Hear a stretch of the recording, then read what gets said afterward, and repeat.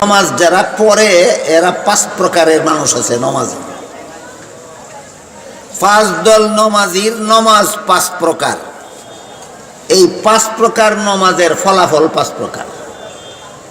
বুঝে থাকলে বলুন, নমাজি কত দল, নমাজ কত প্রকার। পাঁচ দল নমাজির পাঁচ প্রকার নমাজের ফলাফল পাঁচ প্রকার। আমি একটা একটা করে বলি, বললে আপনারা টের পাবেন আপনারা কে কত নম্বরে আছেন। বুঝলে টের পাবেন কে কত নম্বরে আছে। তারপরে সিদ্ধান্ত নিবেন আপনার নম্বর পরিবর্তন করার দরকার কিনা। এক প্রকারের নমাজি আছে, এরা মাঝে মধ্যে নামাজ পড়ে, মাঝে মধ্যে পড়ে না।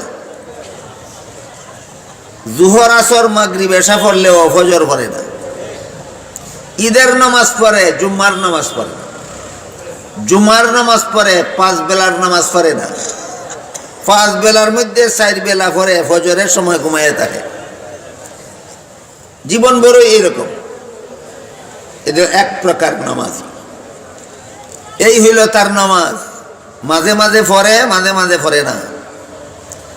এই সব নামাজিদের নামাজের ফলাফল হইল, যেই বেলার ফরজ নামাজটাই পড়ল না, এইটাই না পড়ার কারণে জাহান্নামে যাওয়া যাবে। কথা বুঝলেন কি না? এক বেলার ফরজ নামাজ যদি অলসতা কইরা না পড়ে, এই এক বেলার নামাজ না পড়ার কারণে জাহান্নামে যাবে। কথা বুঝে থাকলে বলুন তো, এই প্রথম প্রকার নামাজিরা জাহান্নাম থেকে নাজাত পাইল না নামাজ পইরাও জাহান্নামই রইল? তাহলে তো এই দলে তাকাও আমরা বালা না, এই দল সারণ দরকার। হ্যাঁ, যদি এখানে বসা কেউ বুঝতে পারেন যে তাহলে তো আমি প্রথম দলেই আছি, তাহলে নামাজ পড়ে যেই নামাজটা পড়ছেন এই নামাজটা না পড়ার গুনাহ হবে না, কিন্তু যেই নামাজটা পড়ছেন না এটা না পড়ার কারণে জাহান্নামে যেতে হবে। গেল প্রথম প্রকার নামাজি, তার নামাজ এবং তার ফলাফল। দ্বিতীয় প্রকারের নামাজি, এরা মাঝে মধ্যে পড়ে না, রেগুলারই পড়ে, নিয়মিতই পড়ে। ফজরের নামাজ ফজরের সময় পড়ে, জুহরের নামাজ জুহরের সময়, আসরের নামাজ আসরের সময়, মাগরিবের নামাজ মাগরিবের সময়, এশার নামাজ এশার সময় পড়ে। কিন্তু মনটা যে নামাজে থাকে না, বলতে পারেন কেন থাকে না? শয়তানে মন নিয়ে যায়, কাইরা নিয়ে যায়। নমাজে দাঁড়াইলেই তার মনটা শয়তান কাইরা নিয়ে যায় সংসারের কাছে। শয়তানের এই বাহিনী আমার কাছেও আসে। আমি ফিরিস্তা না, আমিও মানুষ, আপনাদের কাছেও আসে। শয়তানের এই বাহিনী আমার কাছে যখন আসে তখন আমি টের পাই। একটা আলামত আপনাদেরকে বলে দিই, আপনারাও টের পাবেন। আলামতটা কি জানা দরকার? আলামতটা হইল, দেখবেন, লক্ষ্য করে দেখবেন, নামাজ শুরু করার আগে সংসারের এত কথা মনে জাগে না, নামাজ শুরু করলে পরে সংসারের যত কথা মনে জাগে। কিসের আলামত? শয়তানের স্পেশাল বাহিনীর হামলা আপনার অন্তরে। বলেন, শয়তানের বাহিনী হামলা করে কোথায়? মানুষের শরীরে না অন্তরে? ধরা পড়ে কিভাবে? মনটা নামাজও থাকে না, এই ধরা পড়লো শয়তানের বাহিনীর হামলা হয়েছে আপনার অন্তরে। আমার কাছে আসে না, আমিও মানুষ, আমার কাছেও আসে, আপনারাও মানুষ, আপনাদের কাছেও যায়। টের পাবেন এই কথাটা লক্ষ্য করলেই, যে নামাজে দাঁড়াইবার আগে সংসারের এত কথা মনে পড়লো না কেন? নামাজে দাঁড়ানোর পরে সংসারের এত কথা জাগতেছে কেন? এটা হইল প্রমাণ স্পেশাল বাহিনীর হামলা হয়ে গেছে। কোথায়? নামাজির অন্তরে। হামলাটা অন্তরে হয়। মনটা নামাজে থাকে না এই স্পেশাল বাহিনীর কারণে। মনটাকে নামাজে দইরা রাখার চেষ্টাও করে না। 2 নম্বর নামাজি এবং তার নামাজ। 2 নম্বর নামাজি হইল রেগুলার নামাজ পড়ে, কিন্তু মনটা নামাজে থাকে না, নামাজে ধরে রাখার চেষ্টাও করে না। এরার নামাজটা হইল উদাসীনতার নামাজ, অবহেলার নামাজ।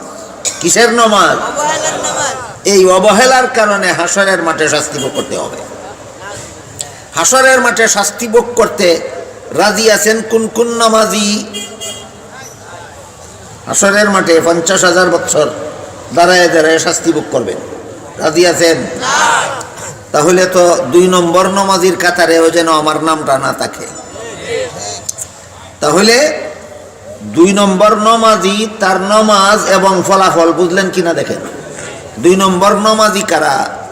নামাজ রেগুলার পড়ে কিন্তু মনটা যে নামাজে থাকে না, দইরা রাখার চেষ্টাও করে না, এদেরও শাস্তি আছে হাসরের মাঠে। 3 নম্বর নামাজি তারা যারা 5 বেলার ফরজ নামাজ নিয়মিত পড়ে, মনটা নামাজে থাকে না ঠিক, কিন্তু মনটাকে দইরা রাখার চেষ্টা করে। কি করে? দইরা রাখার চেষ্টা করে। মুফাসসিরিনে কেরাম তাফসীরের কিতাবে লিখেছেন, মনটাকে নামাজে দইরা রাখার চেষ্টা করার মানে হইল শয়তানের স্পেশাল বাহিনীর সাথে নিজের মনটাকে নিয়ে কারাকারি করা। সুজা ব্যবহার না। কারাকারি কারে কয়? একবার নিয়ে গেছিল, আবার নিয়ে আসছেন, হইয়া গেছে গা কারাকারি। না, হইছে না। আবার নিয়ে আসবেন, আবার নিয়ে যাইব গা, আবার নিয়ে আসবেন, আবার নিয়ে যাইব গা, আবার নিয়ে আসবেন, আবার নিয়ে যাইব গা, এটারে কয় কারাকারি। শয়তানে একবার আপনার মন নিয়ে গেছিল নামাজের বাইরে, আপনি চেষ্টা করে মনটা নামাজের ভিতরে নিয়ে আসলেন, শেষ না? কারাকারি করে। হ্যাঁ, কারাকারি মানে কি?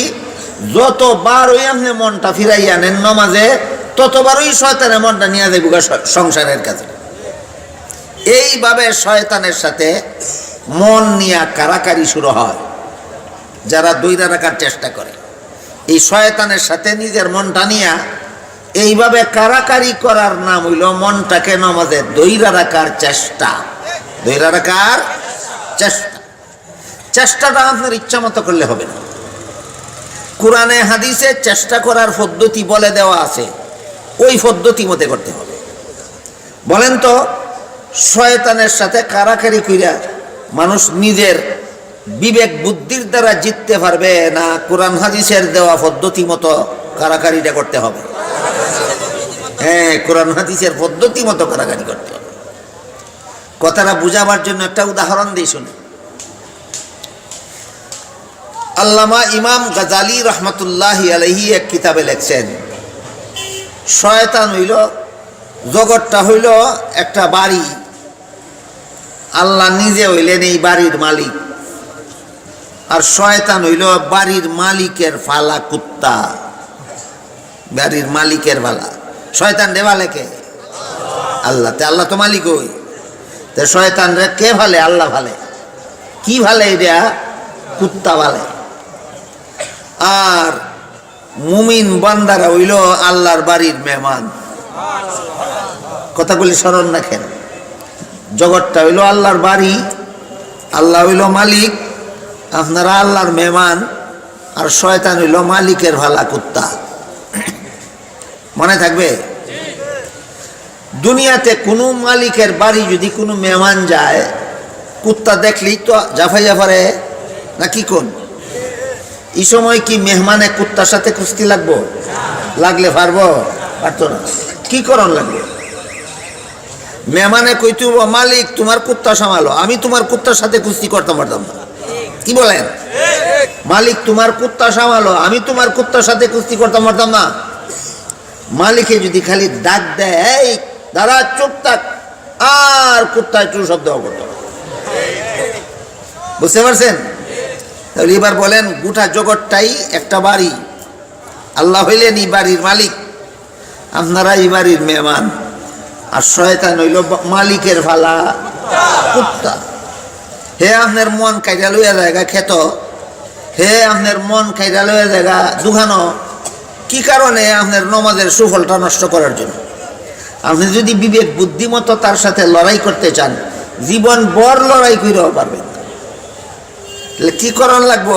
মালিকের কাছে কম, মালিক তোমার কুত্তা সামালো, না কি বলেন? মালিককে কি করণ লাগবো? মালিক তোমার কুত্তা সামালো। এই জন্য নামাজ শুরুই করতে হয় আউযু বিল্লাহি মিনাশ শাইতানির রাজিম বলে।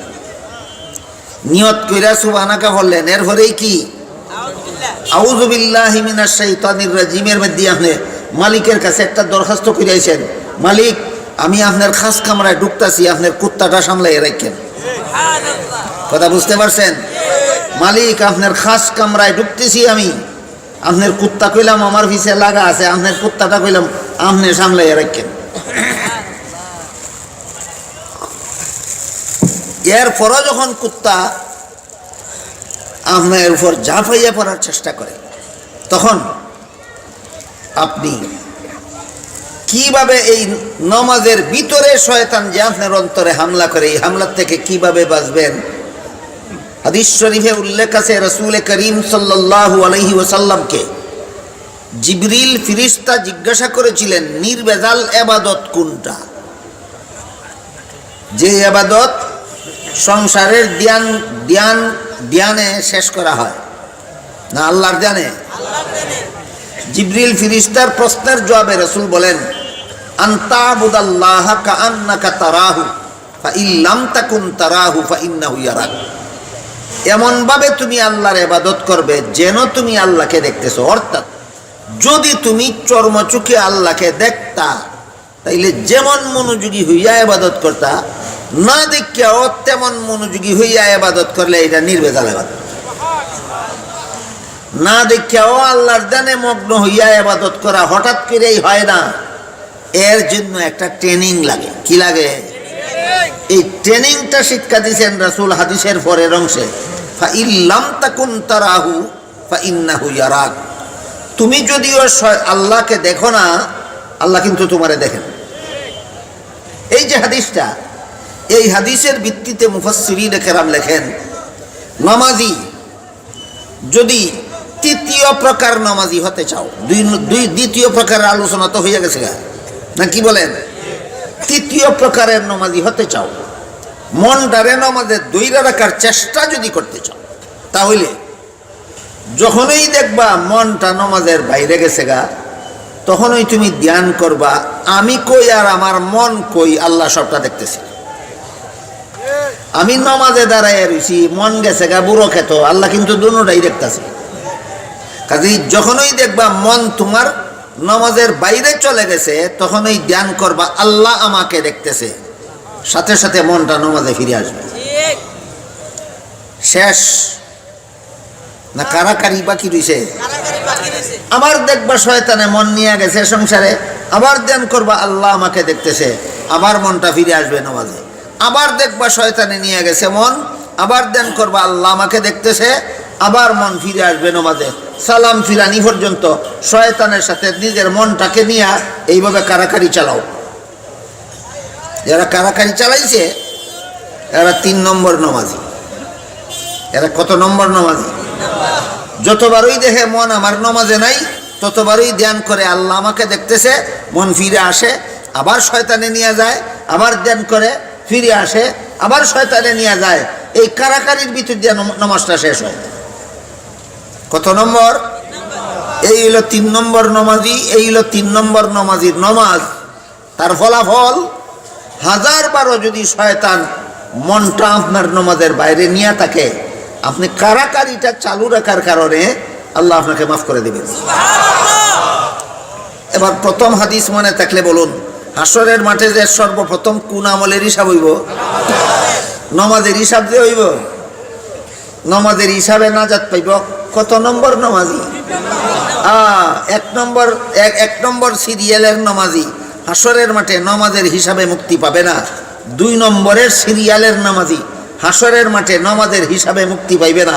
কমপক্ষে 3 নম্বরের সিরিয়ালের নামাজি যদি হইতে পারেন, শয়তান 100 বার নিয়ে গেল গা মনটা বাইরে, কিন্তু 100 বার ওই আল্লাহ আমাকে দেখতেছে এই ধ্যান ফিরে মনটা নামাজে ফিরেই আনলেন, হাসরের বিচারে নামাজের হিসাবে আপনি সারা পাইয়া যাবেন। কত নম্বর নামাজি হাসরের মাঠের হিসাবে নাজাত পাইব নামাজের ব্যাপারে? 3 নম্বর।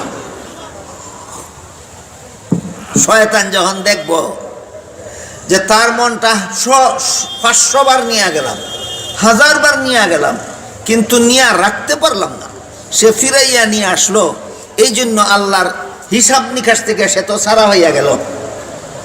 ধরা খাইয়া গেছেন না সারা হইছেন? এই অবস্থা দেখে শয়তানে ভাববে এই নমাজের পিছনে যত মেহনত করলাম সব জলে গেল।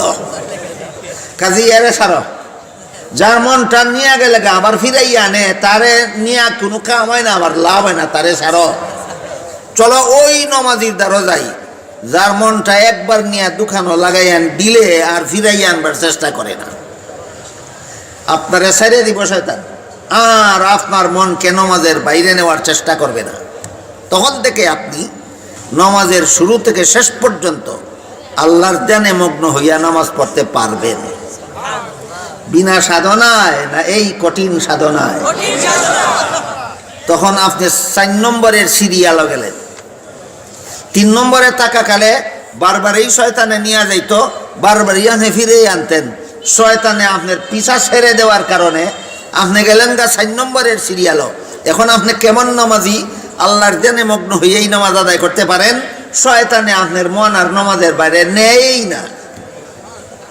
তখন আপনি কত নম্বরে গেলেন? এই 4 নম্বর নামাজির ব্যাপারে আল্লাহ কোরআনে বলেন, ইন্নাস সালাতা তানহা আনিল ফাহশাই ওয়াল মুনকার, নিশ্চয় নামাজ নামাজিকে সব রকমের গুনাহ থেকে ফিরায়। প্রথম নম্বরের নামাজিরে, দ্বিতীয় নম্বরের নামাজিরে, তৃতীয় নম্বরের নামাজিরে, না চতুর্থ নম্বরের নামাজিরে? এবার বুঝেন কিভাবে ফিরায়। যেই লোকটা মনটা নামাজের বাইরে গেলে গিয়ে স্মরণ হইয়া যায় আল্লাহ আমাকে দেখতেছে, এই লোকটা নামাজ শেষ করিয়া বাজারে গেলে যখন একটা গুনার সুযোগ পায় তখন কি স্মরণ হবে না আল্লাহ আমাকে দেখতেছে? যখন চুরির সুযোগ পায়, যখন ডাকাতির সুযোগ পায়, যখন সুদ খাওয়ার সুযোগ পায়, যখন ঘুষ খাওয়ার সুযোগ পায়, যে কোনো গুনার সুযোগ আসা মাত্রই তার মনে যাবে আল্লাহ আমাকে দেখতেছে, গুনার কাজের সাহস থাকবে না। কাজেই যেই সাধনা আমাকে নামাজ সংশোধন করে দিল, সেই সাধনা আমাকে সব রকমের গুনাহ থেকে বাঁচায়। এটা হইল কত নম্বর নামাজ? এই হইল 4 নম্বর নামাজ। এই হইল 4 নম্বর নামাজি, এই হইল তার নামাজের ফলাফল। কথা বুঝলেন কিনা দেখুন। আরেকটা নামাজ আছে 5 নম্বরের, সেটা হলো নামাজি নামাজের মধ্যে এমন মজা পায় যে এত মজা জগতের আর কোনো কিছুর মধ্যে পায় না। এই নামাজটারে সালাতুল আম্বিয়া বলা হয়, নবী রাসূলগণের নামাজ। এক হাদিসে উল্লেখ আছে, রাসূল করিম সাল্লাল্লাহু আলাইহি ওয়াসাল্লাম বলেন, আল আম্বিয়াউ আহইয়াউন ফি কুবুরিহিম ইউসাল্লুন। নবী রাসূলগণকে দাফন করা মাত্রই আল্লাহ তাদেরকে জীবিত করে দেন। জীবিত হয়ে নবী রাসূলগণ যার যার রওজা শরীফের ভিতরে নামাজে থাকেন। হাদিস বুঝে থাকতে বলুন, নবী রাসূলগণ রওজা শরীফের ভিতরে মৃত থাকেন না জীবিত? জীবিত অবস্থায় কি করেন? নামাজ পড়েন। কবরের ভিতরে নামাজ না পড়লে গুনাহ হয় না, পড়লে সওয়াব হয় না। কবরের ভিতরে নামাজ না পড়লেও গুনাহ হয় না, পড়লে সওয়াব হয় না। এই সওয়াব হয় না কামটা কেন করেন নবী রাসূলগণ হাজার হাজার বছর যাবত? প্রশ্নটা বুঝলেন কিনা? ওই একজনে কইছে এটা আর সওয়াবের লাগি পড়ে না, নামাজে যতক্ষণ পর্যন্ত রওজা শরীফের ভিতরে নবীগণ নামাজে থাকেন ততক্ষণ পর্যন্ত আল্লাহর সাথে কথাবার্তা বলার মজা ভোগ করেন। এই মজার জন্য তারা নামাজ পড়েন।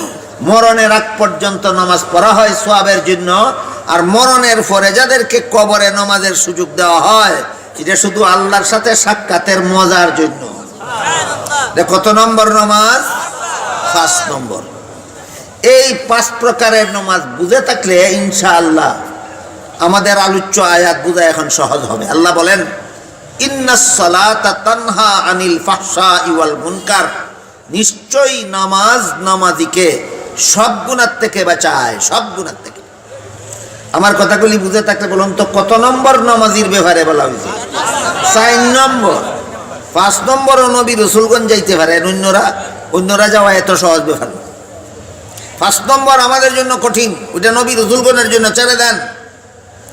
4 নম্বর নামাজি যে নামাজের শুরু থেকে শেষ পর্যন্ত আল্লাহর ধ্যানে মগ্ন হইয়া নামাজ আদায় করতে পারে, এই লোকটারে কোনো রকমের প্রলোভন, কোনো রকমের লোভ, কোনো রকমের লালসা তাকে গুনার দিকে টানিয়ে নিয়ে যাইতে পারে না। তার অন্তরাত্মার মধ্যে নামাজের দ্বারা এমন একটা আধ্যাত্মিক শক্তি সৃষ্টি হয় এই নামাজি সম্পর্কে আল্লাহ বলেন তার নামাজ তাকে সব রকমের গুনাহ থেকে বাঁচায়। আর সব রকমের গুনাহ থেকে বাঁচায় মানে নামাজ না পড়ার কারণে তো তোমার জাহান্নামে যেতে হবেই না, আর কোনো গুনাহ তো তুমি করলেই না, কাজে এই নামাজ তোমাকে জাহান্নাম থেকে বাঁচায়। নামাজ আমাকে সব গুনাহ থেকে বাঁচায়, কথার মর্মই হলো নামাজ আমাকে জাহান্নাম থেকে বাঁচায়। এই জন্য হাদিস শরীফে রাসূল বলেন আসসালাতু মিফতাহুল জান্নাহ, নামাজ বেহেশতের চাবি। আল্লাহ আপনাদের আমাদের সবাইকে নামাজ সংশোধন করার মাধ্যমে বেহেশতের চাবি অর্জন করার এবং জাহান্নাম থেকে বাঁচার এই পথ অবলম্বন করার তৌফিক দান করুন। সবাই বলুন আমিন।